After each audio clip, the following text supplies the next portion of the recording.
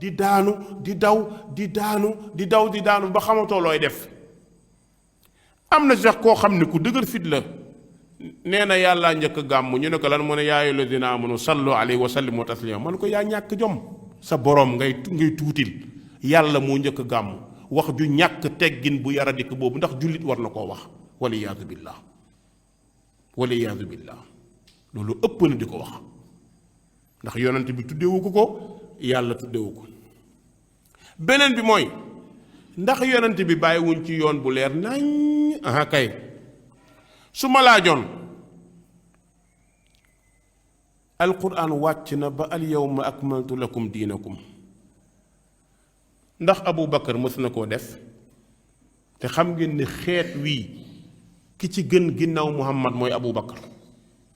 dund na ginnaawam musul dajale benn yoon nit ñi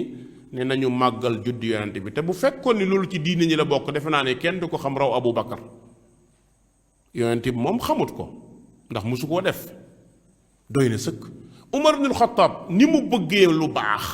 ni mu bëggee tuyaaba ni mu bëggee topp yàlla Umar xamu ko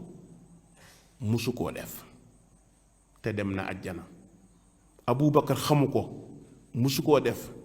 te dem na ajjana. Usmaan ibn Affan takk na ñaari doomu yonent bi rus ko lool mu nekk ku baax lool dund na ba génn àdduna musu koo def. Ali ibn Abi Taalib rakku yonent bi sallallahu alayhi wa sallam nga xam ni sax néew na lu mu xamul ci yonent bi musu koo def. demet nag toppal saxaaba yi benn par benn ba ki mujj ci ñoom musuñu koo def. waaw bu nekkoon tuyaaba la ak yiw ndax gaa yi duñ ko def. am na baat bu may wax ñu ciy mer law kaana xayran la sabaquuna ilay billaahi bu doon lu baax la luy joxe tuyaaba saxaaba yi ci njëkk ndax kat maa min xayrin illa dallanaa bi amul luy yiw lu dul yonent bi wan nañ ko. kon mbokk yi képp koo xam ne danga naan bidaa bu rafet am na wala nga di ko jéem a rafetal da ngay sonal sa bopp rek bul sonn ndax kullu la yonent bi sallallahu alayhi wa sallam jëfandikoo. ñii tontu nag di dal sama kaw ñëpp kenn laa ci gën a ñee ndax moom rek moo ci wax nag lu ma convaincre. yeneen gaa yëpp da ngay dégg sëriñ diw ni mu toll ci yàlla nan lay defee bidaa loolu lay la ci diine. sëriñ diw ni mu taw li mu jàng moo ko gën a jàng moo la raw diw def na ko yaa xii loolu du tegtal ci diine mooy alquran wala sunna waaye sëriñ Samba Ndiaye ni mu mel ni mu toll déedéet loolu du wax ji. beneen bi mooy waa ji ma tontu daal dafa tax ba jaag mu ne Umar Sall bu yeboo nga noppalu munoo wax ba ñu bàyyi ko bu ma ko dégloo damaa ree ba jaag ma ne non kii nag moom léegi sama fans la. moo tax léeg-léeg bu ma gisee muy def ay kii dama koy seetaan quoi parce que fans la lan moo tax mu nekk fans moom taxaw fi naan bidaa bu rafet la ak bu ñaaw la de dafa ne ñoo tay mu ne ñoo tay nag ma ne alhamdulillah mais billahi alladi laa ilaha gayru gis nga li may wax nii qul muutu bi gaydikum